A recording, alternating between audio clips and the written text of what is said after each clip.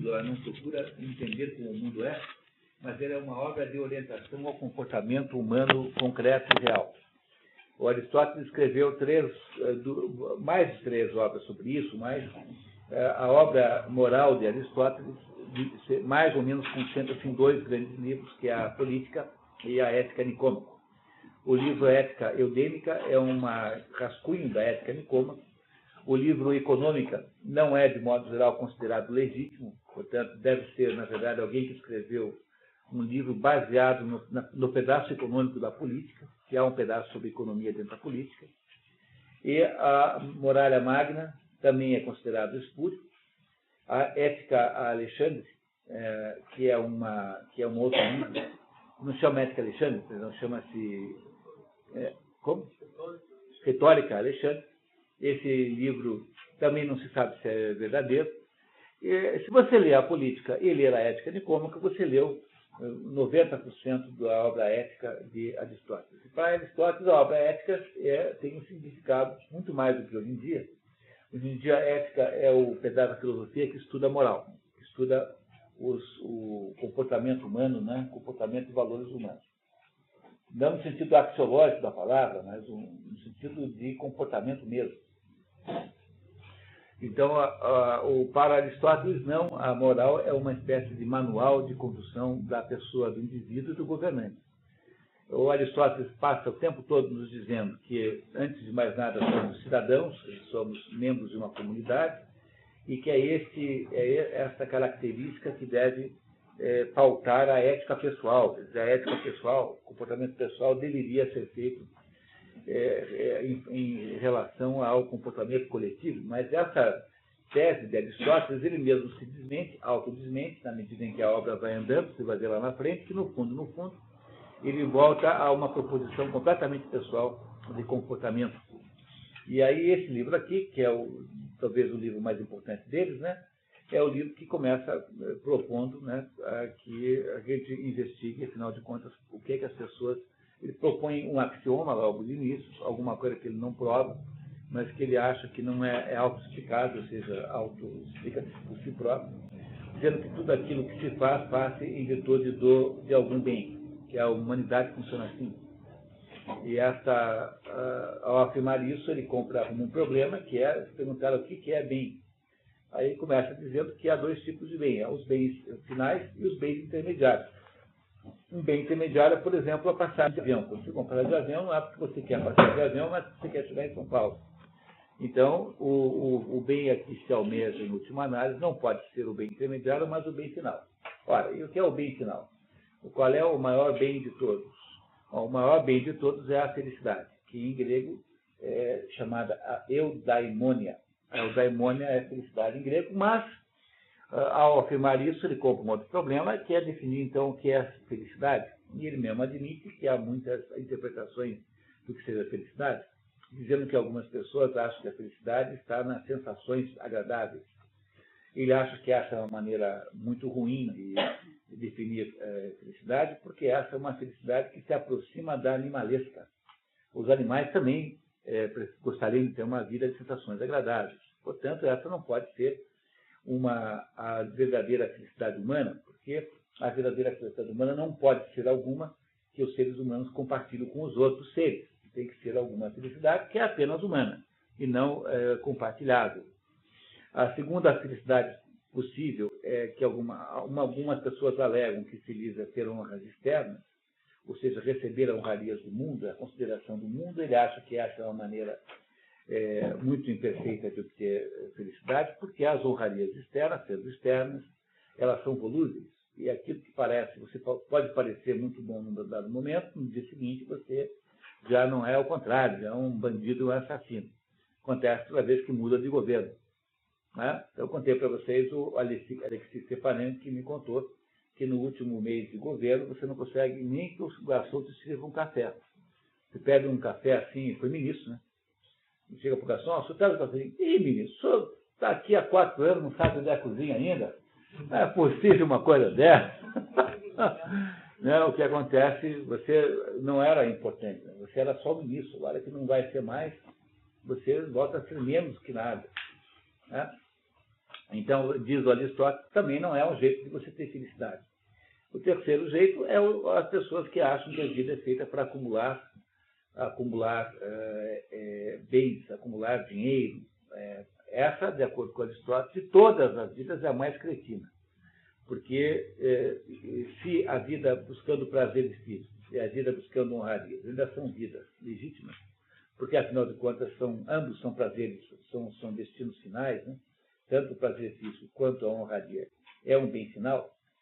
A vida voltar para buscar bens intermediários é uma vida miserável, que é essa em que o sujeito acumula um dinheiro que só terá algum valor quando se livra dele, porque o dinheiro só vale alguma coisa quando você o troca por um vidrinho de Chanel número 5. Antes disso, não tem valor nenhum. Quer dizer, essa é a maneira mais triste e mais primitiva de viver a vida. E é por isso que Aristóteles diz na política, e não aqui, que a economia, verdadeiramente, o que se chama de economia, é a capacidade que tem a família de se sustentar. E que a arte de ficar enriquecendo por enriquecer não é arte econômica. Tá? Isso não é economia. Para Aristóteles, esse assunto não é econômico. Tá? Esse é um assunto voltado para uma outra coisa de natureza, uma outra atividade humana, mas não econômica. Então, para Aristóteles, qualquer espécie de especulação, qualquer espécie de intermediação, de que quer que seja, quer dizer, a hora que você transforma dinheiro em mercadoria, você sai da economia. Né? Não está mais na economia, está na crematística. Crematística é o nome dessa ciência do enriquecimento. Isso não tem nada a ver com economia. Compreenderam isso? Porque, no fundo, você não deve orientar a vida, para assuntos intermediários, que é isso que se faz o sujeito cujo objetivo de vida é enriquecer. Portanto, se nada disso é, de fato, felicidade humana, o que seria a felicidade humana? A felicidade humana seria você ser capaz de fazer estaria necessariamente ligada a alguma coisa que só os seres humanos podem fazer. Porque a felicidade, no fundo, é cumprir seu destino ontológico. Então, a água é feliz porque ela molha. Né? A água é molhada, está feliz. Quando você bebe a água, você está fazendo a felicidade da água. Né? O fogo é feliz quando ele queima, e afinal a natureza do fogo é queimar. A natureza do homem qual é? É você conduzir a sua vida, conduzir as suas ações pela mediação da razão. É isso que Aristóteles pensa. Então, é a condução da alma. A alma, nunca esqueça que alma, para um grego, é psique, e psique significa que nós podemos traduzir por alma, razão, mente, enfim, tudo isso é psique. A expressão psique grega é uma expressão muito ampla. Lá, Roseli. Então, estava fora? Ai, tá ali, eu fiz a volta, da minha tanta volta. É mesmo? Eita, tudo bem. Depois vocês expliquem melhor essa história, viu? Faça favor de explicar melhor essa história depois. Depois a gente tira as crianças da sala, vocês explicam. Muito bem. Aí o Aristóteles diz, bom, então se a felicidade é a condução da alma segundo a razão, é importante entender o que é a alma. E a alma, então, tem 3 componentes. A alma tem um componente dito vegetativo, que é um componente que todos os seres vivos têm, o componente vegetativo, todos os seres vivos têm. E ele é, digamos, passivo. É uma dinâmica existencial que todo que é vivo tem. Isso não interessa. Aí é o segundo componente, que é o componente sensitivo, que é dos sentimentos, portanto, das emoções. E esse componente dos sentimentos, ele é parcialmente controlável pela razão, não totalmente, mas parcialmente. Tanto é que uma pessoa pode muito bem controlar um ataque de fúria, por exemplo, não se enfurecer tanto. Né? Então, ele sofre controle da razão. E, por último, tem o componente racional. Então, aí Aristóteles vai nos dizer em seguida que, como há 2 pedaços da alma que são suscetíveis, um integralmente racional e o outro imparcialmente, que é o sensitivo à razão, então, daí nascem 2 tipos de comportamento, 2 tipos de moral. Então, há uma moral para as coisas da alma sensitiva e é uma moral para as coisas da alma racional. Ele está nos contando agora da moral para as coisas sensitivas. E ele, então, nos conta que a moral, a ideia de comportamento perfeito, moralmente perfeito para a alma sensitiva, é o comportamento do justo meio. Quer dizer, para as coisas associadas ao comportamento de sentimentos, está sempre a verdade no meio. Essa é a regra geral. Então, por exemplo, o que é um homem corajoso? Coragem, né? O que é coragem? Né? Coragem é uma atitude, né? Tá? É uma atitude no sentido de emocional. Muito bem. Então, o que é um homem corajoso? É aquele que está no meio tempo, no meio termo, né? Intermediário ao quê? Ao homem temerário, que é o sujeito excessivamente corajoso, que vai acabar se matando, porque entrar na jaula do leão, meia dúzia de leões, tal, não é uma boa ideia, nenhum critério. E do outro lado, no outro extremo, está o homem covarde, aquele que não pode nem ver uma fotografia de um leão. Que sai do cinema quando entra aquele leão, né, ele sai correndo. Então, o sujeito que é corajoso é o sujeito que consegue estar no meio termo entre esses dois extremos. Todo o princípio da moral aristotélica é esse do meio termo. E é isso que ele está nos explicando agora. Só que no último encontro, ele fez uma interrupção para nos dizer que só são atos verdadeiramente que merecem. Você julga alguém pela qualidade dos seus atos morais. Ora, mas só é, de fato, realmente suscetível de admiração ou de condenação moral um ato que é tecnicamente voluntário. E aí, então, ele faz uma explicação sobre a diferença entre os atos do ponto de vista da sua voluntariedade. E aí, então, fazendo um pequeno resumo disso, imaginem, por exemplo, que alguém tenha matado outra pessoa. Um homem matou outro porque queria lhe roubar o dinheiro. O que é isso? Isso é um ato voluntário execrável, condenável. Um homem matou o outro porque ficou com raiva do outro por causa de uma fechada no trânsito. O que é isso? Isso é um ato voluntário com um atenuante. Mas é voluntário. De acordo. Platão acha que não, mas para Aristóteles é voluntário. Aí um sujeito é louco, doido de pedra, e o sujeito matou um outro porque achou que o outro era um monstro, era um demônio dos infernos que vinha assombrar a terra. O que é isso? Isso é um ato não voluntário. Ou seja, uma pessoa que não tinha os meios de entender o que estava fazendo, o ato de um louco. E por último, imagine um homem que mata o outro sem querer, estava mostrando como é que funcionava uma arma, e não prestou atenção e não viu que estava carregada e matou um outro. O que é isso? Isso é um ato involuntário. Involuntário. Com agravante, se for provada a sua displicência, né? A falta de cuidado. Tal.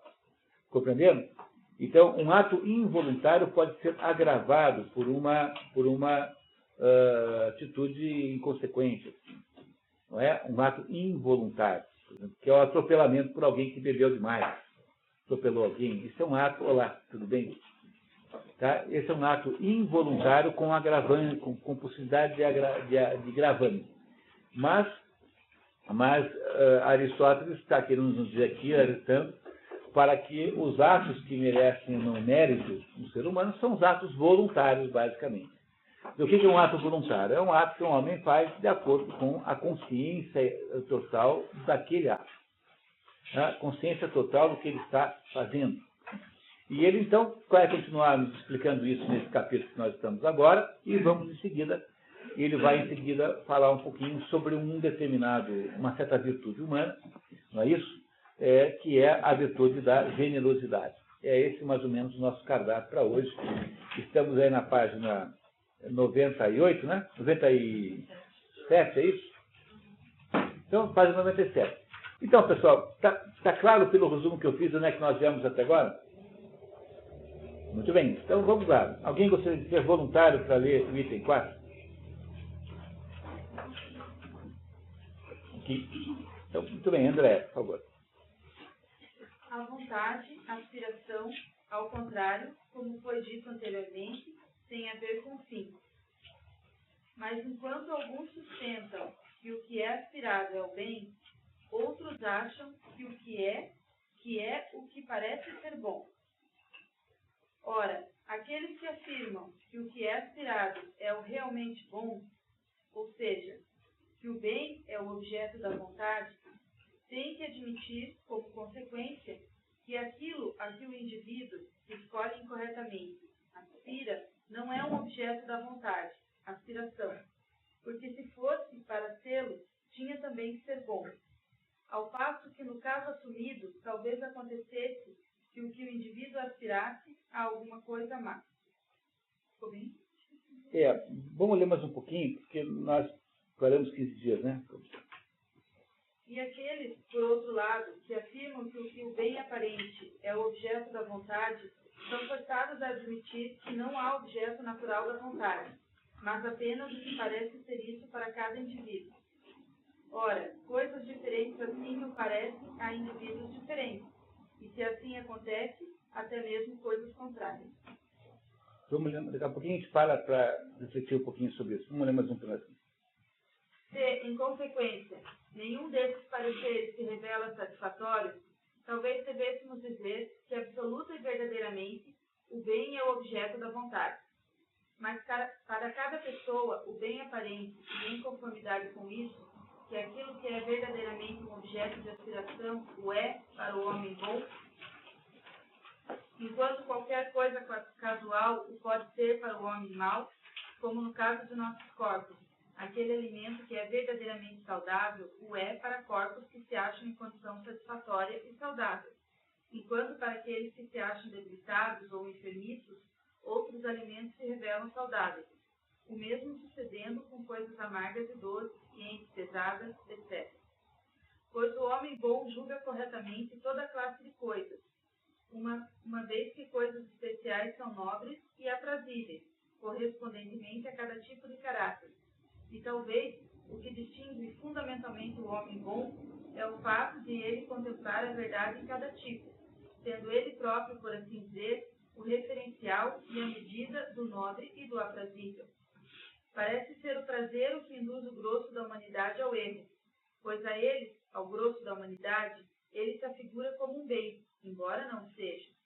E, consequentemente, escolhem o que é prazeroso como bem, e se esquivam da dor, como se esta fosse o mal. Então vamos lá.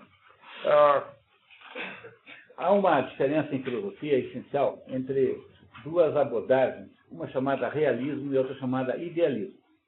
Qual é a diferença que tem entre essas duas coisas? O realista acha que o mundo existe por si próprio, independentemente do que nós existimos dentro dele. O mundo existe sozinho, objetivamente fora de você, e que o que há é nós temos uma existência dentro desse mundo, mas esse mundo é independente de nós e nós não temos a capacidade de criá-lo. No fundo, esse mundo existe independente da nossa vontade e da nossa existência. E existe um segundo tipo de abordagem, que é muito mais moderna que essa. Essa foi a abordagem tradicional, sempre se achou isso, né? A partir de um sujeito chamado, na verdade não é Kant, na verdade vem um pouquinho anteriormente, o pai da alternativa da outro pedaço da alternativa, chama-se Descartes. Descartes era um filósofo francês que um dia escreveu num livro que você penso, logo existo. Bom, antes disso, todo sujeito que tentava lidar com esse problema dizia, eu existo, logo eu penso. Porque para eu poder pensar, eu tenho que existir antes. Então, porque eu existo, eu logo penso. É como um aluno me perguntou assim, professor, será que eu sou aquilo que eu penso que eu sou? Não, você é aquilo que você é. Como dentro das coisas que você é, entre as coisas que você é, existe a potência de fazer a pergunta, quem eu sou? Então, você pode perguntar, será quem que eu sou, afinal de contas? Coisa que um grampeador não faz, porque na natureza do grampeador não existe a potência de ele se interrogar existencialmente. Alguém vê o seu grampeador na mesa, conversando sobre esse assunto com você. Não é isso? Então, durante toda a história da humanidade, achava-se que existia uma coisa pré-determinada e que a nossa existência dentro desse mundo, que não é uma existência isolada do mundo, porque nós vivemos dentro do mundo. né, vivemos dentro desse mundo, era uma existência que nos permitia perguntar coisas desse gênero. Quem somos nós, afinal de contas? Quem eu sou? Tá? Então, fazer perguntas assim está na potência da existência humana. E isso, durante toda a história, achou-se que isso era assim. Aí chegou um belo dia um sujeito chamado Descartes e disse que não, que eu não tenho certeza de nada mesmo, porque eu não sei nem se esse mundo existe. Por exemplo, eu não sei se vocês existem, na verdade. Talvez vocês não existam, talvez vocês sejam só uma alucinação.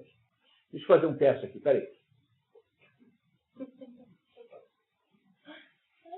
Vocês continuam aí? Parece que sim, mas quem pode afirmar que eu não estou alucinando, que eu estou vendo vocês, apesar de vocês não estarem aí? Quer dizer, no fundo, eu não tenho certeza. O que eu tenho certeza mesmo é que eu estou perguntando, será que vocês existem?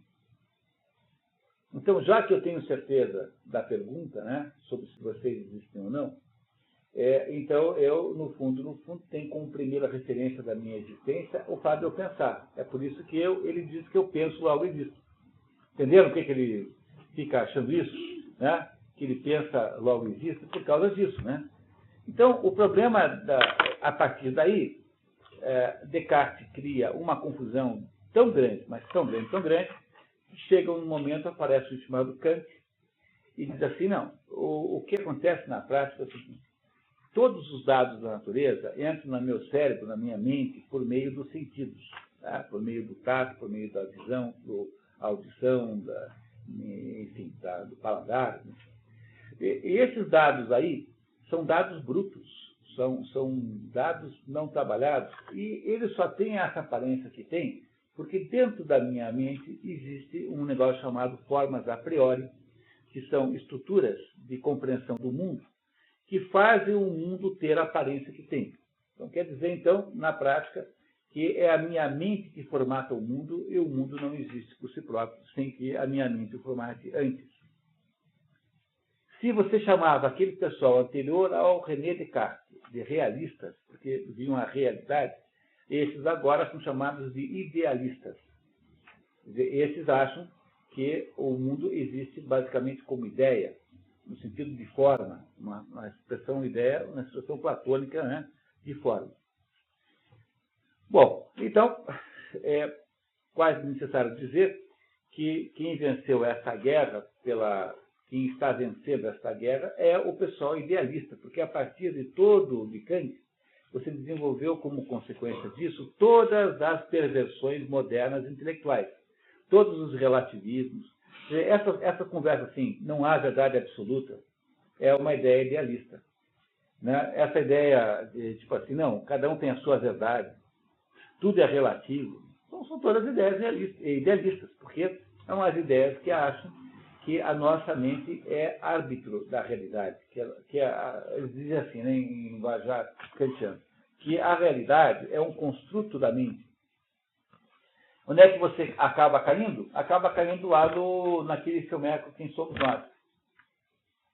Então, aquele filmeco diz lá para aquela moça, Amanda, que ela não precisa aceitar aquele fato de que ela é surda, e que ela, na verdade, pode inventar quantos mundos ela quiser, porque existem muitos mundos paralelos, e ela só escolheu aquele porque ela é uma masoquista e fica insistindo em sofrer quando ela podia pegar um outro mundo que não era aquele.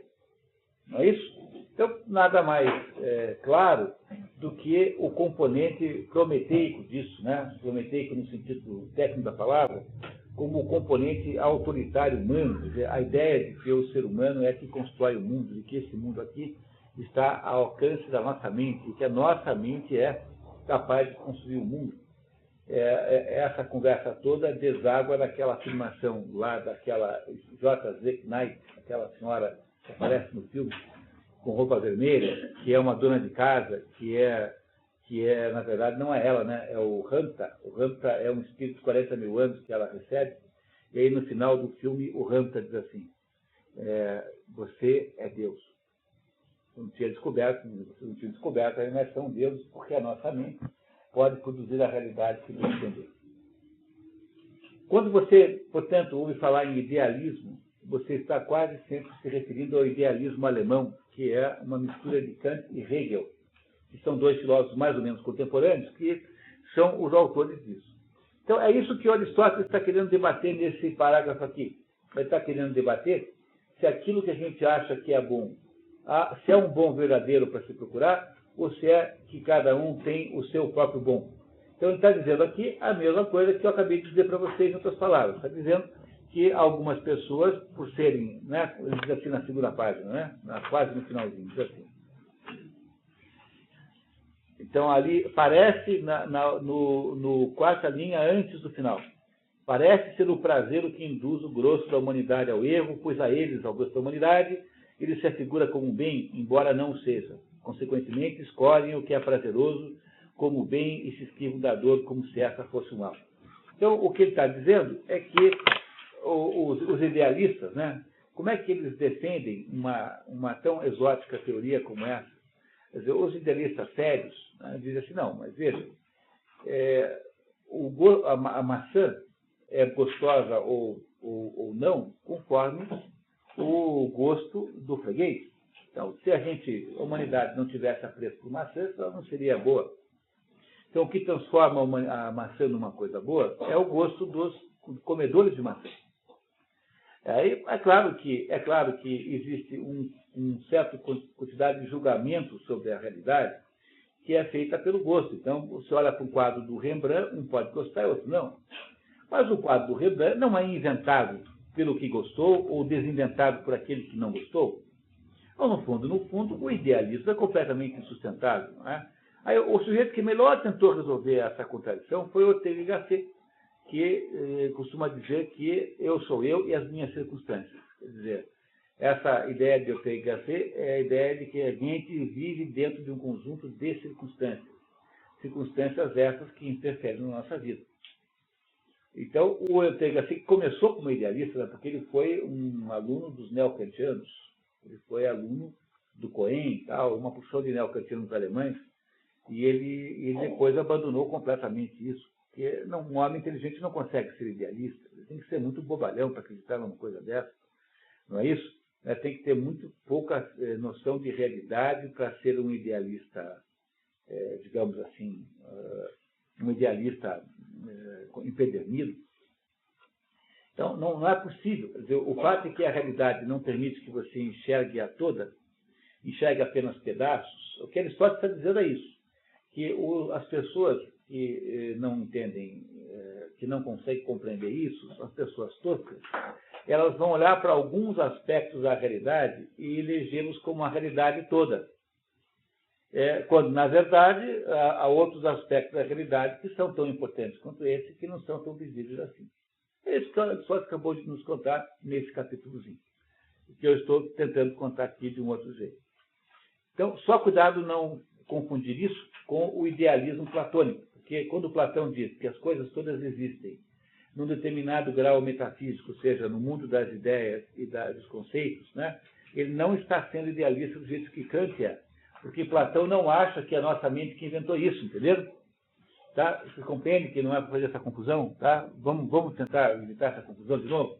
Ó, o primeiro tipo de idealista que existe é a Platão. Porque Platão acha que as coisas, a verdade está no mundo das ideias e das formas. E que as coisas que existem aqui não são as coisas como elas são, mas são pálidas imagens dessas coisas. Esse idealismo platônico não tem nada a ver com o idealismo kantiano que eu acabei de mencionar. Porque Kant acha que a nossa mente é que produz o mundo. E Platão achava que a nossa mente não produz coisa nenhuma. A nossa mente, no máximo, se lembra como o mundo era quando nós vivíamos no paraíso, ou seja, no mundo transcendental. Que a nossa mente é um anjo que perdeu as asas. Ela perdeu as suas asas, a nossa alma, e agora ela só tem reminiscências de como as coisas eram. Mas isso, como as coisas eram, é anterior à nossa própria existência, portanto, somos nós que inventamos. Agora, um idealista tipicamente moderno, que não é um idealista platônico, mas é um idealista que se contrasta com esse realista. O realista é o sujeito que acha que o mundo existe aí fora de você e pronto. Isso é o que o realista acha. Tá? O realista acha que não é possível conhecer esse mundo na sua plenitude, muito embora seja obrigatório que você conheça um pedaço do mundo. Porque se o mundo não pudesse ser conhecível de modo nenhum, ele simplesmente não existiria. A razão pela qual o fato de que uma coisa existe, necessariamente tem que se deixar conhecer. Provavelmente essa é a razão pela qual Deus nos fez. Porque a existência de Deus pressupõe que ela seja conhecida. Será que vocês conseguem entender isso desse jeito, assim, como eu estou falando? Quer dizer, tudo que existe tem necessariamente de deixar-se conhecer. Alguma coisa que não pode ser conhecida de modo nenhum é alguma coisa que rigorosamente não existe. Agora, o fato de que uma coisa deixa-se conhecer não quer dizer que ela se deixe conhecer totalmente. Então, quando eu, por exemplo, mostro para vocês a capa do livro, vocês não têm ideia do que está escrito atrás. Claro que se tem, vocês podem olhar atrás, né? Então, mas vocês, em princípio, não conseguem saber o que está escrito atrás desse livro. E como vocês não têm olhar de raio-x, como o Super-Homem e o Bate-Fino, né? Não, Super-Mouse, né? Então, vocês não conseguem ver do outro lado. Então, o fato de que vocês não veem do outro lado não quer dizer que esse livro não exista na sua plenitude. Simplesmente, os nossos meios de conhecimento são meios limitados. E, portanto, quando eu conheço a capa, eu automaticamente desconheço a contracapa. E é por isso que o conhecimento humano é um conhecimento parcial e imperfeito, mas ainda assim é um conhecimento. Essa é a essência do realismo. A essência do idealismo a partir de Descartes, isso basicamente kantiano, é a ideia de que a nossa mente é que arbitra o que é real e o que não é. Portanto, são as estruturas ditas, né, as estruturas formais que estão inseridas na mente humana, que dão forma, né, que são formas a priori, que já existiam antes, que dão forma para os dados da realidade que os nossos sentidos captam. Esse é talvez o maior debate filosófico de todos. Não há nenhum outro debate filosófico tão grande quanto esse. E você pode mais ou menos dividir os filósofos metade de um time e metade no outro. Claro que modernamente está quase todo mundo no time idealista. Todo mundo tem essa conversinha assim, não, porque depende, depende do... Isso é muito relativo, depende do... O fato de que vocês compreendem que a ideia de relatividade ela é apenas uma ideia boa com precaução. Então, quando você ouve alguém falar, você deve sempre ter uma atitude de caucionária, né? Uma atitude de precaução com relação a se aquela pessoa não está definindo uma tese em próprio causa própria. Então, a atitude de ceticismo, né? O ceticismo, a preocupação com o interesse que alguma coisa pode ter, é uma atitude de precaução intelectual, mas não é uma filosofia possível. Você não pode ter uma filosofia baseada nisso, porque a ideia do ceticismo sistemático é uma ideia autoimolante, quer dizer, você se suicida. E toda vez que você cria uma filosofia baseada na ideia de que tudo é relativo, a primeira coisa que você fez foi dizer que a sua filosofia também é. Portanto, vale nada contra as outras. É claro que o sujeito que inventa isso, em seguida diz, não, tudo é relativo menos a mim. A minha não, a minha é verdadeira. Mas isso é, obviamente, uma empulhação, né? Quer dizer, uma pilantragem intelectual. Aquilo se chama em filosofia de heurística. Heurística é a arte de argumentar bem e equivocadamente. A heurística é a arte de enganar, tapear os outros. É a pilantragem intelectual, heurística. Então, é isso que ele está tentando dizer, que existe uma impossibilidade de você ser um sujeito idealista. Não dá para ser assim. Agora, ele não está falando do Platão aqui, está falando de um idealismo que é a base do idealismo moderno, do idealismo pós-Descartes, né? Pós-cartesiano e, sobretudo, pós-kantiano. Que é, digamos, o espírito da filosofia moderna, é isso. É um espírito desse tipo aí. Tá? Tanto é que você pega aí, né, esse pessoal de filosofia moderníssima, Jean Baudrillard, que morreu agora faz um ano, Jean Baudrillard é aquele sujeito que achava que a virtualidade fica mais importante do que a realidade. Ou seja, o mundo falso da virtualidade. Então ele diz assim, não, tem um livro sobre a Guerra do Golfo. Então a Guerra do Golfo, que foi contada na mídia, é mais Guerra do Golfo do que a Guerra do Golfo que já existiu na prática. A história, o filme que acaba contando essa história é Matrix. Matrix é uma história em que o mundo virtual é mais importante que o mundo real. Tanto é que você morre no mundo virtual e morre no mundo real também. É claro que isso é um absoluto exagero, né? É um absoluto exagero. Se fosse contado para denunciar isso, né? Para denunciar essa abordagem, seria até razoável. Mas como isso é contado como afirmação de realidade, né? De que o mundo seria assim de verdade, então a gente tem que ver essas coisas com certo cuidado, né? Com uma certa prudência. Né? É isso? Então tá. Continuamos? Vamos ao item 5. Quer continuar lendo, por favor, André? Sendo o fim, então, ao que aspiramos, os meios que servem ao nosso fim sendo matéria de deliberação e escolha, segue-se que as ações que concernem a esses meios são realizadas por escolha involuntária. Então, lembra que ele nos contou no último encontro que o objetivo do médico é salvar o paciente. O médico nunca duvida desse ponto. O médico não começa um tratamento médico perguntando assim, será que eu não salvo ou não esse sujeito? Peraí. O médico parte do pressuposto que o fim da sua profissão é salvar o paciente. Do mesmo modo que um advogado não começa uma causa duvidando se vai ou não ajudar o paciente, digamos, o réu, enfim, o seu cliente. Então, o fim é indiscutível e pré-estabelecido. O que você faz, na verdade, é escolher os meios. Então, o médico tem que escolher o meio A, B ou C para interferir naquela situação. O advogado escolhe a estratégia A, B ou C e assim por diante. Um engenheiro, para resolver um problema lá de uma construção, um terreno pantanoso, vai escolher essa ou aquela técnica. Perdão. Essa ou aquela técnica de intervenção. Não é isso?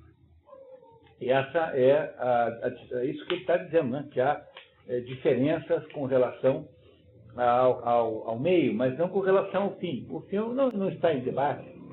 Tá? Então, o ato, na verdade, que é criticável ou não, quer dizer, o ato que é ou não questionável, é o ato da escolha do meio, mas não o ato da escolha do fim.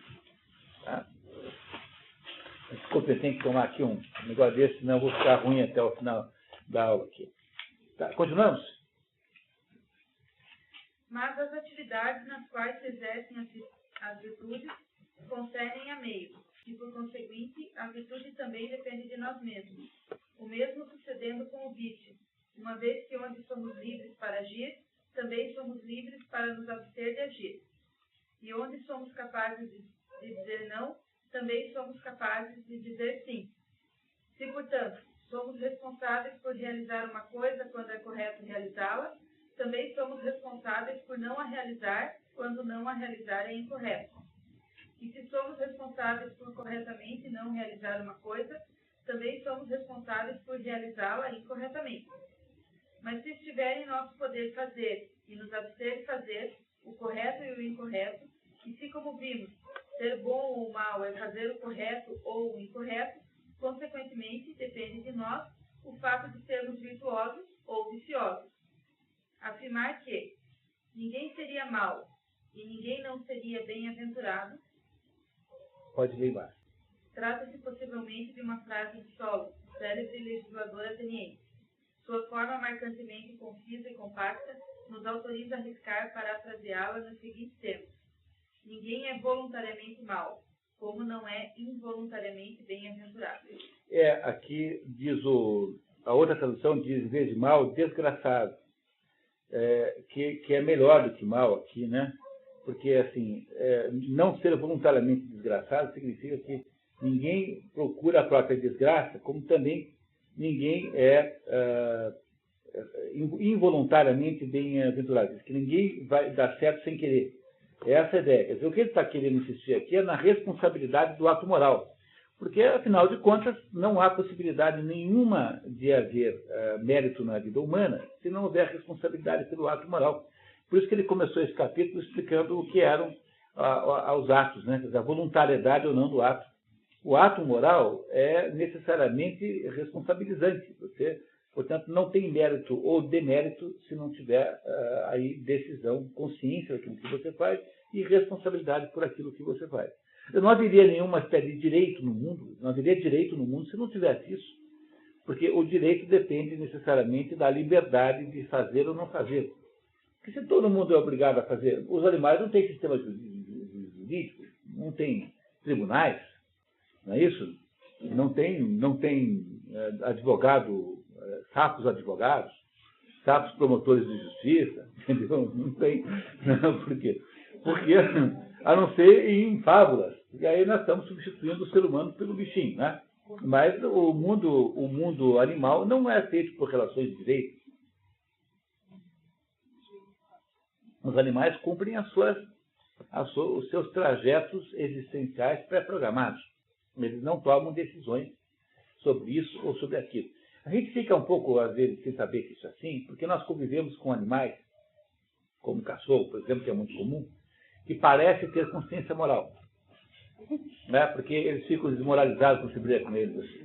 Né? Então, na verdade, cachorro nenhum tem consciência moral, eles ficam chateados porque eles acham que você não os ama mais, mas não porque eles acham que fizeram uma coisa errada. Entendeu? Eles têm a percepção da simpatia, antipatia, agressividade, mas não porque eles, de fato, não devia ter saído, né, ter saído lá, transado com aquele do cachorro lá, tal, voltado grávida para casa, tal. Cachorro nenhum tem esse raciocínio, compreendendo? Nenhum deles faz um raciocínio como esse. Tá? É muito diferente do nosso caso, né? Não é isso? Continuando, por favor. Afirmar que ninguém seria mau e ninguém não seria bem-aventurado parece ser meio falso, ainda que meio verdadeiro. Quer dizer, é verdadeiro que ninguém seja relutante em ser bem-aventurado, mas não é verdadeiro que a maldade seja involuntária. Caso contrário, teremos que contradizer o que acabamos de declarar e afirmar que o ser humano não é o princípio, fundamento e gerador de suas ações, como é de seus filhos.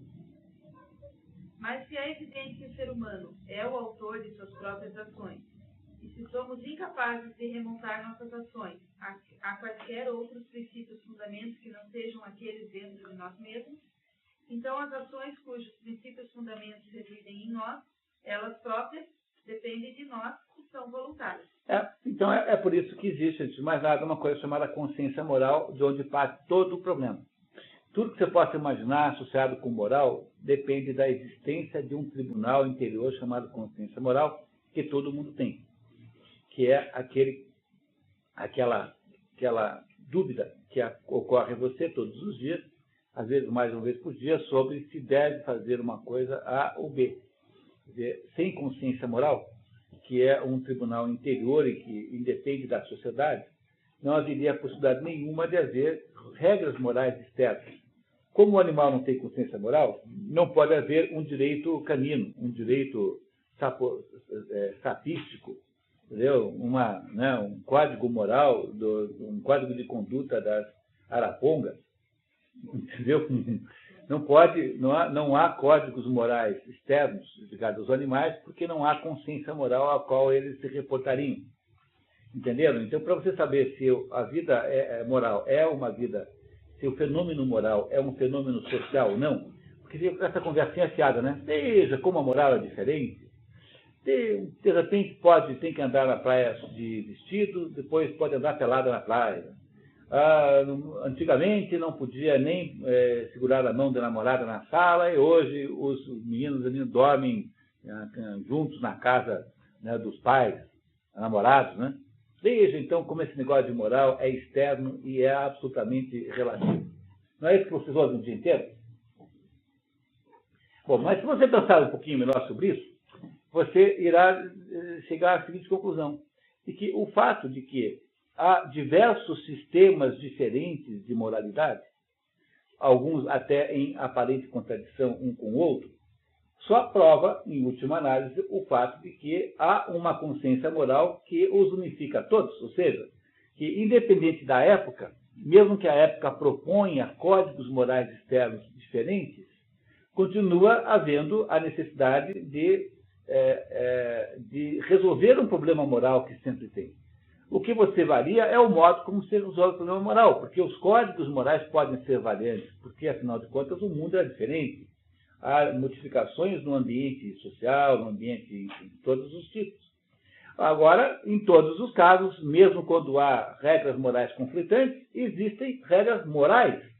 Quer dizer, no fundo, o fenômeno moral continua, porque o fenômeno de base, que é o fenômeno originário de tudo isso, nunca foi modificado pelo esse assunto.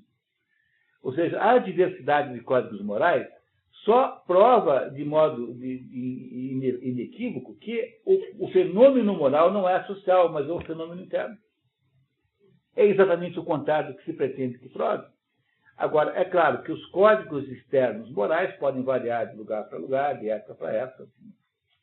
Então, há muitas variações, e algumas delas até aberrantes, que entram em conflito com os nossos códigos morais. A ideia da extirpação do clítoris é uma coisa que é absolutamente inaceitável no critério europeu moderno.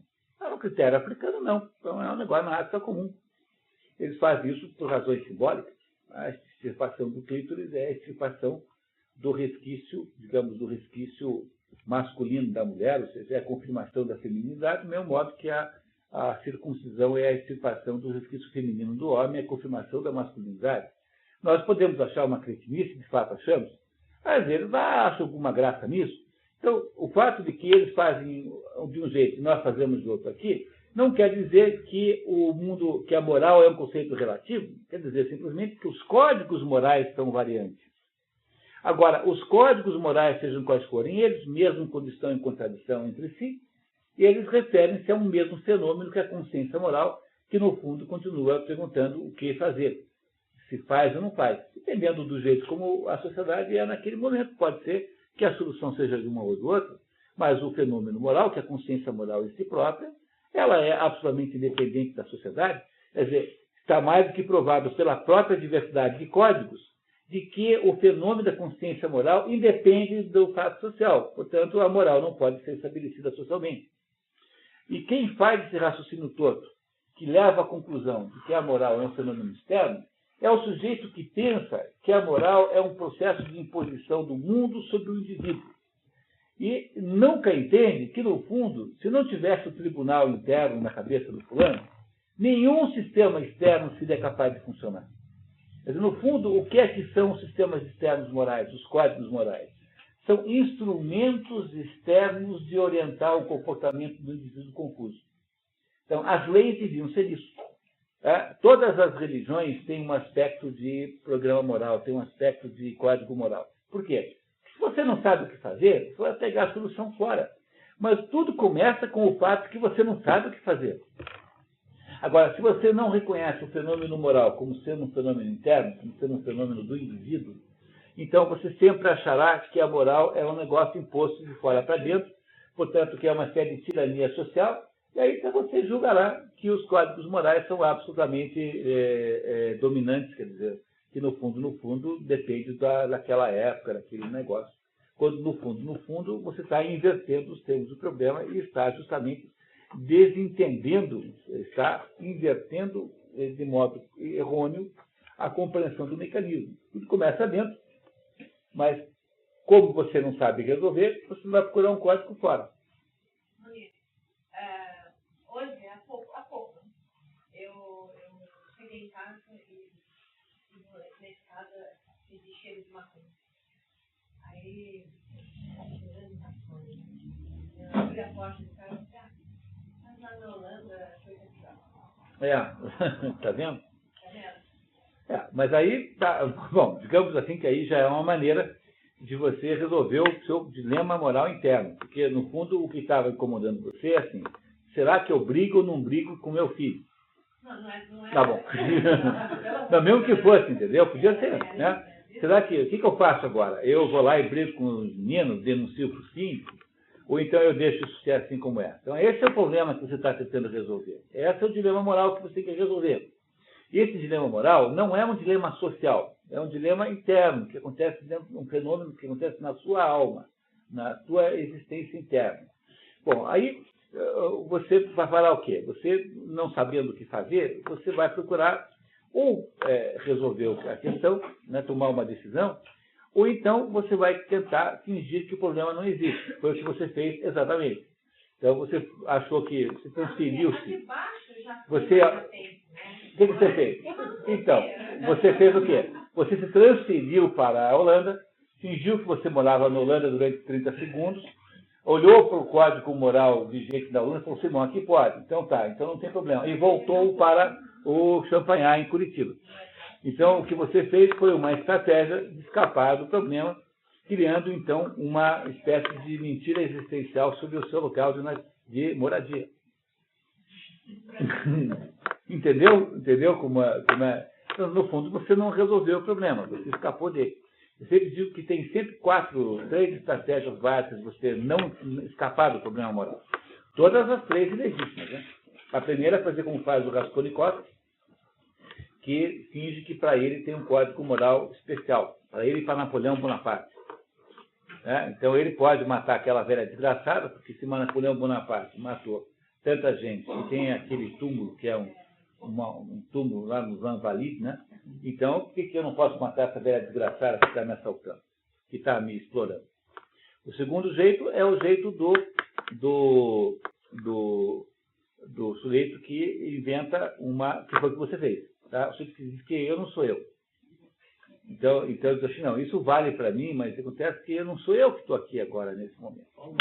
Não, é o Paulo Maluf, né? Não, mas é sobretudo a figura literária que melhor mostra isso, é o médico monstro. É o Dr. Jekyll, que para poder cair na gandaia, né, ele vira o Mr. Hyde. Então, quem é que caiu na gandaia? Foi o Mr. Hyde. Entendeu? Tá? E você fez uma coisa parecida com o Brasil mudando-se para a Holanda por uns 5 segundos. E o terceiro jeito é o jeito do sujeito que é o mersô do estrangeiro, que chega e diz assim, não, mas esse negócio de código moral, isso não é um problema. É a sociedade que inventou que isso é um problema. No fundo, isso não tem a menor importância. A sociedade que inventa isso, por alguma razão, eu não sei, porque ela é dominada por uns velhos chatos e acerbos e tristes, e ela que inventou que não pode fumar maconha. Então, é apenas uma bobagem social, eu não vou dar importância para isso. É o mersô do estrangeiro. Então, você tem em 3 personagens literárias os 3 métodos básicos de você escapar do dilema moral. Não ter que tomar decisão. Né? Aquela decisão de fazer uma coisa ou outra. Seja como for, o fenômeno é sempre o fenômeno interno. Então, não há possibilidade de haver nenhum código externo agindo sobre uma inexistência do fenômeno internamente. Todo processo moral é um processo interno, antes de mais nada. É por isso que não existe moral disso, moral daquilo, moral daquilo outro. Então, não há uma moral específica do contador, não há uma moral específica para o administrador de recursos humanos, uma moral... Porque, no fundo, a moral é sempre humana. A moral não tem essa diferença. Há, na verdade, uma moral por indivíduo, no sentido que o fenômeno é individual. Individualíssimo. E essa ideia toda moderna de ficar criando códigos morais por setores da sociedade é apenas uma maneira de você tiranizar os outros. Então, os contadores lá, para protegerem o seu salário, inventam um tal de código moral entre eles, chamado não poder, com troca de contador, o novo não pode cobrar menos que o anterior. O que é isso? É uma pilantragem, uma sem vergonhice, entendeu? É uma coisa de vigarista, é crime contra a economia popular e que virou código moral do contador. Entenderam o que se faz com essa expressão moralidade no mundo contemporâneo? Moralidade é apenas uma maneira de você acusar os outros daquela coisa que você faz para parecer que você é mais bonito que os outros. Nós vivemos num mundo em que a palavra moral, ética, né, que ninguém fala moral, não fala ética. Então, a palavra ética é a maior prostituta que você possa imaginar. E há uma sinistra ligação entre a quantidade de vezes que se fala em ética nessas empresas aí e a quantidade de roubo que elas têm, uma ligação direta internamente. Então, quanto mais se faz seminários sobre ética, quanto mais se faz encontros sobre ética, maior é a quantidade de roubo que aquelas empresas estão executando. Imagina, assim, né, uma dessas empresas de telefonia celular está montando um seminário de ética. Basicamente para você, né?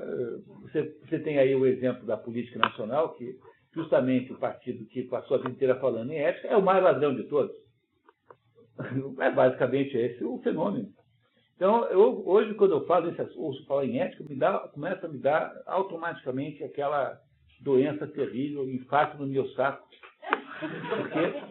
Porque cai entre nós, né? Cai entre nós, né? Não é para levar a sério uma coisa dessa. O fenômeno é absolutamente... É uma coisa de um ridículo tão grande, tão grande. Eu participei de um seminário de ética, numa mesa redonda, e uma das pessoas que estava lá começou a fazer um discurso de ética, a ética segundo Marilena Chauí. Então é assim, a ética tem que ser incluída. O que é ser ética? Ser incluidor. Deus, o que será que é ser incluidor? Essas coisas, essa conversa, esses modismos são tão vazios, mas é uma coisa tão terrível, que você começou a se falar desse jeito e já não entende mais nada. Porque a coisa é muito diferente do que as pessoas pensam que é, porque é muito mais simples, na verdade. Então, não há possibilidade de nenhum código externo funcionar se você não reconhecer o tribunal que há dentro de você, sem o que você não é um ser humano. Se há alguma coisa que caracteriza a existência humana, é o fato de que nós não sabemos o que fazer. Diferentemente do hamster que você tem em casa, que sempre sabe o que fazer. O seu hamster tem uma vida muito mais definida do que você tem. Ele pode morar numa gaiolinha, tem problemas tem dificuldades para viajar, mas ele, no fundo, não tem dúvidas existenciais. Não é isso? Tá? O nosso problema é outro. Nós temos uma existência absolutamente ambígua. E o problema é que acertar no que fazer é um exercício que demora a vida toda. Porque a gente vai errando e vai percebendo que errou e vai melhorando. E a vida toda é um exercício para aprender o que fazer. Portanto, a vida, saber decidir, é a maior das artes humanas. E isso também significa que, embora a vida humana possa ser imperfeita, de fato nós podemos tomar decisões perfeitas. Porque sempre haverá uma decisão melhor do que a outra, quando você está na dúvida sobre o que fazer. O fenômeno é completamente interno. E é por isso que ele é um fenômeno gerador de responsabilidade. Porque, no fundo, é você quem quer, ou que não faz. Ou que faz, ou que não faz. Continuamos, por favor. Essa conclusão parece ser aceitada tanto pelo comportamento humano na vida privada, quanto pela prática dos legisladores, pois estes punem e exigem retificação daqueles que perpetram o mal, exceto quando é perpetrado sob compulsão ou devido à ignorância, pelo que o próprio agente não é responsável. Que é o caso do ação não voluntária. Tá? Não voluntária. Enquanto honram aqueles que realizam ações e feitos nobres, a fim de estimular esses últimos e reprimir os primeiros. Ninguém, todavia, tenta nos estimular a realizar coisas que não dependem de nós mesmos e não são voluntárias. Supõe-se que não haja vantagem alguma em ser persuadido a não sentir calor, dor, fome ou coisas semelhantes, uma vez que não deixaremos em absoluto de senti-los. Com efeito, o próprio fato de uma ofensa ter sido cometida na ignorância pode apresentar um fundamento para a punição nos casos nos quais o ofensor é considerado responsável por sua ignorância. É o caso do ato involuntário com agravante. Entendeu? O sujeito, por exemplo, que emprestou um carro e não viu que estava sem freio, né? Aqueles atos, né, que implicam numa, como é que diria assim, uma incúria. São aqueles atos que poderia ter sido previsto o mal e que, embora você não tenha matado o outro, porque você não queria dar, de fato, um tiro nele, mas você devia ter olhado se a arma estava ou não estava carregada antes, né? Então, embora tenha sido um ato involuntário, ele é um ato com agravante. Ele está dizendo que mesmo um ato como esse, em que você matou um outro sem querer, implica alguma responsabilidade. Tá? É isso que ele está dizendo. Por exemplo, a penalidade é dobrada se o ofensor estava embriagado, porque a origem da ofensa estava no próprio ofensor, na medida em que ele poderia ter evitado embriagar-se, o que foi a causa de não estar ciente do que estava fazendo. Que é o caso do acidente de trânsito com embriaguez, né? Esse é o único modo legítimo de lidar com isso, porque você acusar de crime alguém que foi parado numa blitz, estava com álcool no sangue, isso é errado. Porque o sujeito pode até mesmo dirigir mais prudentemente do que se estivesse sóbrio, eventualmente, porque isso varia muito de pessoa para pessoa. Agora, a pessoa que comete tem um acidente porque estava embriagado, esse sim merece merece a punição. O contrário não é verdade, entendeu? Porque é preciso que tenha havido um crime para que haja crime. Tem que ter vítima para haver crime. Você não pode chamar de crime aquilo que não tem vítima. Olha, se você comete um assassinato e não se acha o corpo, não é possível acusar ninguém disso.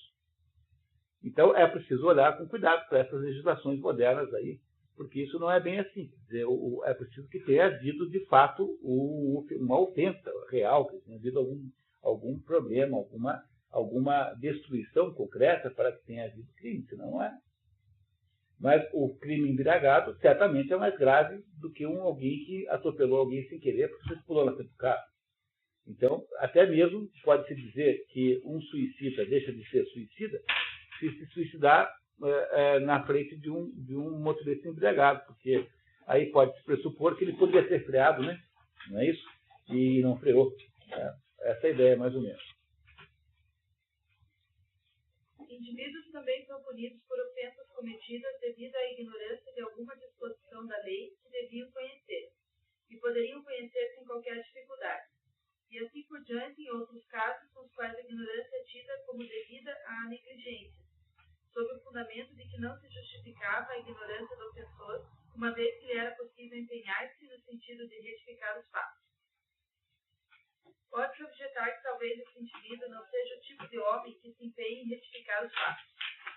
Bem, mas os indivíduos são eles próprios responsáveis por se terem tornado negligentes através de uma vida negligente, como são por serem injustos ou desregrados, se cometem atos maus ou passam seu tempo em bebedeiras de dissipação. Dissipação é no sentido de farra, né? Assim. Adquirem uma qualidade particular por agirem constantemente de uma maneira particular, o que é indicado pela forma na qual homens treinam para alguma competição ou empreendimento, ou seja, praticam continuamente. Assim, somente uma pessoa inteiramente destituída de senso é incapaz de perceber que nossos caracteres são o resultado. Nossos caracteres? Porque é plural de caráter. São o resultado de nossa conduta. Porém, se o indivíduo cientemente age de um modo cujo resultado será torná-lo injusto, tem-se que dele dizer que é voluntariamente injusto. Tá certo? Eu só estou querendo dizer o seguinte, que uma pessoa que tem um comportamento displicente e que gera males por causa disso. Então, imagine um fulano que tem que cuidar de uma segurança de uma máquina, por exemplo, e uma caldeira, uma máquina qualquer, cuja mau funcionamento pode ser dramático. E essa pessoa age displicentemente de modo sistemático, e ela não pode depois alegar que ela é involuntariamente responsável por aquilo. No fundo, ao ter feito uma vida de uma natureza displicente, ao ter constituído uma vida displicente, ela pode ser responsável pelas consequências dessa vida. Assim, então, você não pode tomar um porre toda noite e depois colocar a culpa na brama, entendeu? Ninguém pode encher a cara todo dia e depois dizer, não, eu não sou eu que... o sujeito não pode fumar a vida inteira e depois botar a culpa na sua cruz. Entenderam que é moralmente errado fazer uma coisa dessa? Você não pode ter uma vida de fumante, e independente se quanto faça mal, sei lá, mas supondo que faça mal o cigarro, você não pode ter uma vida de fumante e depois alegar que você é vítima da Ciodic, da Souza Cruz, da Philip Morris, mas você é responsável pela sua vida de fumante. E se você toma um porre toda noite, você é responsável por isso. E a culpa não é da, sei lá, da Sigas, ou da Brahma, sei lá, da Tatuzinho. Entendeu? Não é a culpa dele. Você tem que assumir essa culpa. Num mundo em que as pessoas tendem a ser... Porque, no fundo, o que acontece no mundo contemporâneo é que é uma espécie de tendência à infantilização de todo mundo. E como é que essa infantilização se manifesta? Ela se manifesta, por exemplo, numa ideia de garantias existenciais como garantia de emprego, a ideia de que você tem direito àquele emprego onde você está, a ideia é que você não tem responsabilidade pelos seus atos, então você vai botar a culpa no outro fulano. Então você é gordo e vai botar a culpa no McDonald's. Entendeu? Porque você, afinal de contas, não é o culpado. Porque o McDonald's é que te engordou. Mas quem foi que criou o hábito de todo dia no McDonald's 3 vezes por dia e comer 5 Big Macs? Você. Né? Não é isso? Compreendendo que a gente perdeu a noção de responsabilidade sobre a própria vida? Aí o Ayrton Senna anda 300 km com o carro e aí morre. Aí no dia seguinte está o Ricardo Chaves na televisão dizendo que tinha que melhorar a segurança na Fórmula 1. Não tenha paciência.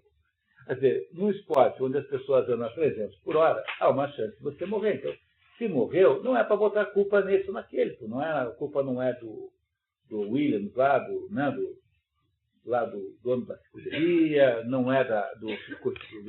Mas o tal do jogo chamado automóvel é perigoso. E se você é uma modelo e ganha $10 mil para desfilar, não pode reclamar que te mandaram fazer uma lipoaspiração para perder 3 quilos. Se você não quer ser bem magrinha, então você vai ser secretária, vai fazer qualquer coisa, vender para o Gustavon. Agora, você acha bacana, entendeu? Você acha bacana ser modelo e não quer ser magrinha, mas qual é? Entendendo que há uma série de incoerências absolutas. Não dá. Se você acha mais importante comer um monte de bombas de creme na sua família, não vai ser modelo. Vai ser outra coisa na vida, porque não é só essa profissão que existe.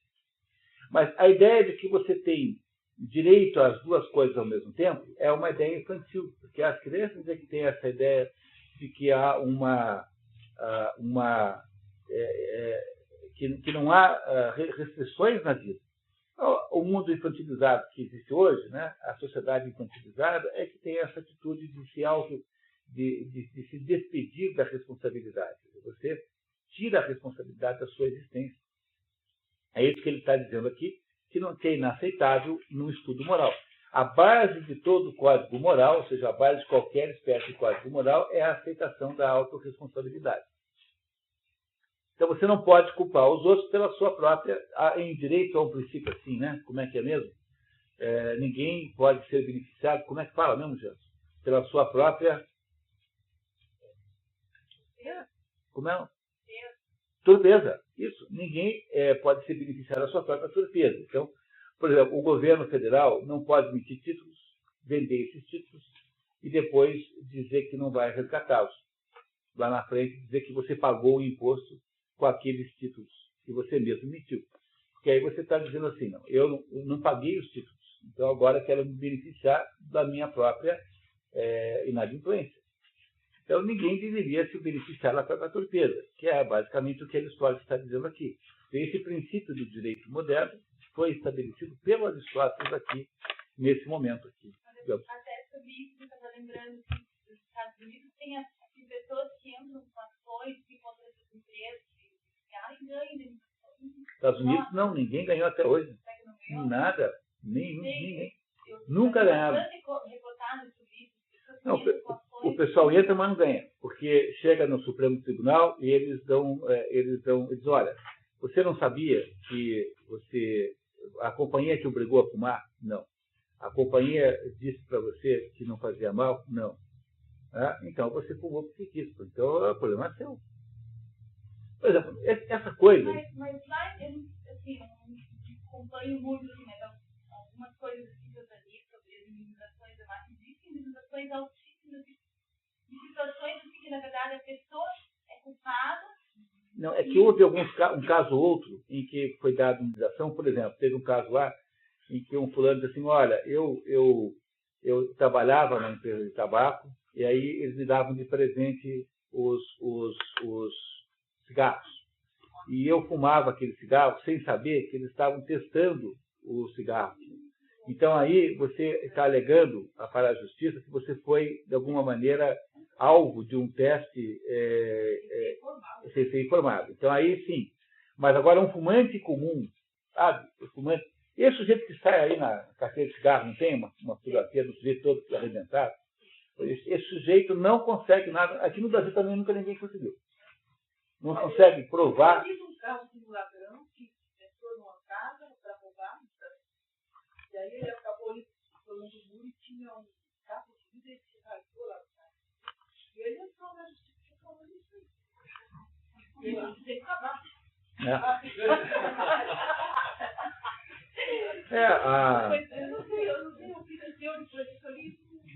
É possível que tenha ganho também. Agora, nos casos específicos do cigarro, há uma noção clara de responsabilidade, que é o mesmo que acontece nos Estados Unidos com a seleção trabalhista. Se chegasse um juiz americano, como faz aqui, diz, olha, eu estou há 20 anos trabalhando aqui nessa empresa, eu nunca tirei férias, eu fiquei trabalhando todo dia até as 3 da manhã, e sábado, domingo também, os juízes vão te prender no hospício, porque você é louco, pô.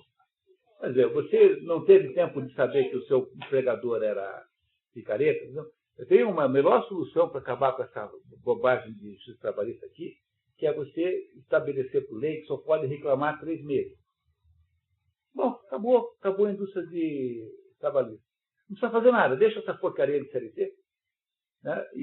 Mas só pode reclamar 3 meses. Porque uma pessoa maior, que pode votar, pode ir para a guerra, né? Pode eleger o presidente da República. 3 meses não está bom para você perceber que o seu patrão é vigarista? Bom, né? 3 meses depois, não foi pago nenhum dia. Não teve final de semana. Então, você chega lá e diz, ó, seu filho, eu estou querendo receber 3 meses. Pronto. Agora, fora isso, não dá, porque fora isso está errado. Né? Não pode. Você tem que aceitar a responsabilidade da pessoa. Então, a primeira coisa da vida adulta é aceitar a responsabilidade pelos seus próprios atos. No hinduísmo, quando o menino tem 9 anos, se for Brahman, ele tem que ir lá dizer para alguém, eu aceito a responsabilidade de ser Brahman. Então, você tem que ter rituais de responsabilização pessoal. É isso que o Aristóteles está dizendo, que não é possível construir uma sociedade, um esquema moral que funcione, se você não parte da ideia de que o sujeito é responsável pelos seus próprios atos. Não é isso? Tá? Então, não adianta ir lá atrás de brigar com a Brahma porque você é alcoólatra. Você não está cansado de saber que beber gera dependência? Não, tem que beber. Né? Tudo bem. Continuando. Além disso, embora seja implausível afirmar que um homem que age injusta ou desregradamente não aspira a ser injusto ou desregrado, isso de modo algum significa que ele pode parar de ser injusto e se tornar justo simplesmente por aspirar a fazê-lo. Não mais do que um homem enfermo pode recuperar a saúde por aspirar a isso, embora possa ser o caso de sua enfermidade ser voluntária, no sentido de ser devida a uma vida de intemperança e ao não acatamento dos conselhos médicos. Bom, então assim, se a sua enfermidade é causada por uma intemperança, você bebe demais, parando de beber melhor a saúde. Ou porque você não toma o remédio. Então, começou a tomar, ficou bom. Não é isso? Então, nesses casos, o seu desejo de ficar melhor é um desejo que se resolve com apenas o desejo. Mas ninguém fica melhor apenas porque a sua mente disse que você vai ficar melhor. Então, o que ele quer dizer com isso é que uma vida justa ou uma vida injusta se faz pela coleção de atos justos ou injustos, e não pelo desejo de ser justo ou injusto. Eles são os atos concretos que estabelecem o mérito ou o demérito de uma pessoa. Não, é que o que acontece na prática é assim, a nossa mente tem uma certa autoridade sobre o nosso corpo. É por isso que funciona o tal do placebo. O placebo é um remédio falso que você dá para o paciente, dizendo que aquilo vai curar, e o pessoal que toma placebo melhora um pouquinho. Tá? Então, os testes clínicos são assim, né? Você vai curar uma doença, então vai fazer o teste clínico. Você faz o quê? Você pega, dá para metade do grupo o remédio de verdade, para a outra metade dá o placebo. uma pílula igual, só que uma tem farinha e a outra tem o sal lá, etc. Você não conta para ninguém qual é a verdadeira, qual é a falsa. Aí você controla, né, a saúde conforme... Você sabe quem recebeu a verdadeira ou falsa, e aqueles que receberam a falsa também melhoram. Mas não melhoram tanto quanto os outros. Quer dizer, o nome disso é efeito placebo. Isso é conhecido na medicina. Quando você hipnotiza uma pessoa e convence essa pessoa por hipnotismo que ela está sendo queimada. Está sendo queimada no braço com uma ponta de cigarro aceso. E você verá que a pele desenvolve uma lesão. Quer dizer, o que significa isso na prática é que a mente tem uma certa capacidade de controlar o corpo. Não é uma capacidade total, mas é uma capacidade de algum porte. Então, há uma hierarquia natural no ser humano. Quer dizer, o espírito tem ascendência sobre a mente e a mente tem ascendência sobre o corpo. O contrário é muito mais fraco. Por exemplo, um corpo doentio pode, eventualmente, gerar uma mente doentia. Uma pessoa que tem muita dor pode gerar uma pessoa com problemas mentais. Mas mesmo um corpo muito doentio não é capaz de interferir num espírito. O espírito passa incógnito. Tanto é que você tem inúmeros casos de pessoas que sofrem muito fisicamente e que têm um espírito que cresce e não piora. O espírito melhora e não piora. Então, pode resultar no efeito até de transformar, né? É uma série de melhoria, que é o caso dos mártires, que é o caso de todo mundo. Como é que você faz para produzir aquele efeito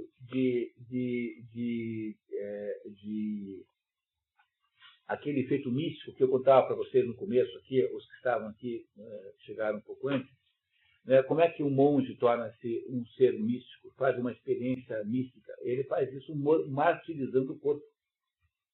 Então você não vai ter nenhum místico que come 5 frangos por dia, 20 saquinhos de batata frita, entendeu? Toma sopa de noite, ninguém vira místico assim. O sujeito que é místico é aquele sujeito que vai lá, não come nada, faz jejum. Né? Então, aí os médicos mais afoitos julgam que os tais dos fenômenos místicos são apenas efeitos psicológicos da martirização do corpo. Não é isso? E o que é uma conclusão muito precipitada, porque, se é claro, eu posso reproduzir os efeitos corpóreos com química, né? Quer dizer, essa é a tese de todo drogado. Né? Os drogados são pessoas que acham isso. Né? O drogado acha que tomando LSD você vai ver Deus. Quer dizer, o drogado é o sujeito que acha que a modificação química do corpo produz uma modificação espiritual. Entenderam? A tese da drogadição correta é essa. Mas isso, obviamente, não funciona, né? Porque se fosse assim, né, nós teríamos um mundo de santos, né, de místicos, quando, na verdade, o que acontece na prática é que o sujeito faz uma viagem qualquer lá, então tem aquele caso famoso que o Olavo conta, né, do sujeito conhecido dele, que dizia que tomava LSD e via Deus. E tinha visões tão magníficas do mundo que ele não conseguia nem descrever. Depois, quando ele acordava daquela viagem, esquecia tudo. E aí, então, ele desenvolveu uma técnica de ficar drogado e ao mesmo tempo, escrever para anotar, enquanto ele estava lá naquele negócio, anotava assim e tal.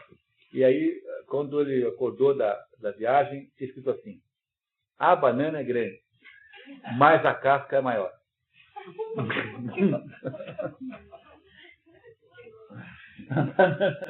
Quer dizer, uma experiência espiritual extraordinária produz um efeito no corpo, mas o contrário não é verdade, porque seria absurdo que o mais baixo produzisse um efeito no mais alto, não funciona assim.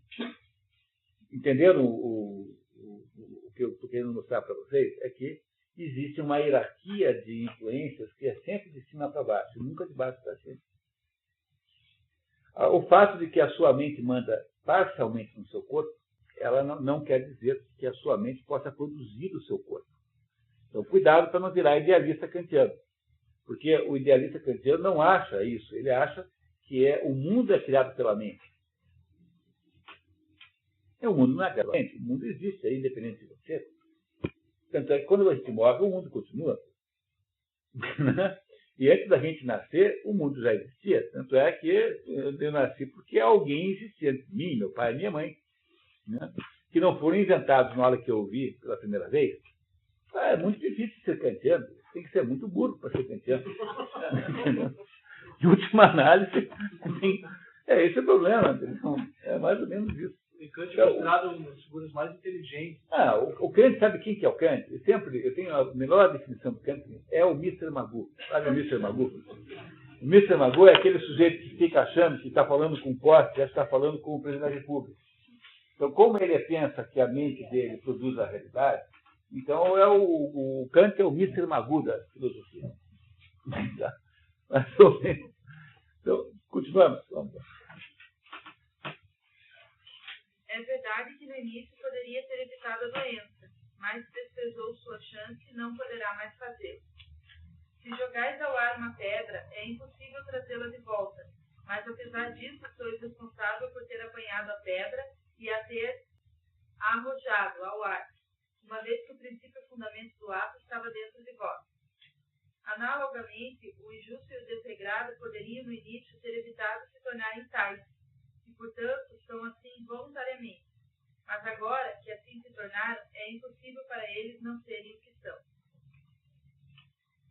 E não só vícios da alma são voluntários, como em alguns casos defeitos do corpo também o são, pelo que os censuramos. Embora ninguém censure alguém por ter nascido feio, censuramos aquela disformidade causada por falta de exercícios e cuidado pessoal. O mesmo se diga das debilidades, deficiências e mutilações. Embora ninguém condene, porém, ao contrário, se compadeça de uma pessoa cega de nascimento, ou devido a uma doença ou um acidente, por certo todos condenariam alguém que tivesse perdido sua visão devido ao alcoolismo ou ao deboche. Deboche aqui é uma expressão muito mal aplicada, né? Deboche é vícios em geral, né? No sentido que está aqui.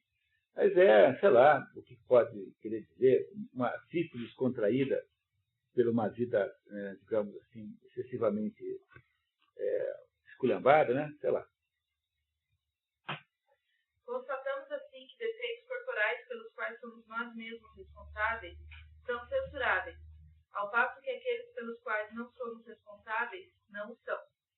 Diante disso, conclui que somos responsáveis também por defeitos morais censuráveis. Então, o que ele está querendo dizer é que não é possível pensar num código moral que não implique na responsabilidade do ato. Essa responsabilidade do ato está antes de mais nada. Por isso que no começo desse capítulo ele nos ensina o que é um ato voluntário, e o que é um ato não voluntário, e o que é um ato involuntário. Então vocês receberam aí um esquema, um resumo disso. Quem não recebeu, por favor, acompanhar com a Patrícia. Você não tem, né? Então a Patrícia teve que ter a sua cópia ali, tá? Continuamos. Mas suponhamos que alguém diga: todos procuram o que se lhes afigura bom, mas não são responsáveis pela aparência das coisas. Mas o fim se afigura a cada homem de uma forma, determinada por seu caráter, seja qual for que esse possa ser. Pode ler. Certos helenistas, como W. de Rosa, entendem que a palavra do personagem imaginário que objeta Aristóteles vinda aqui.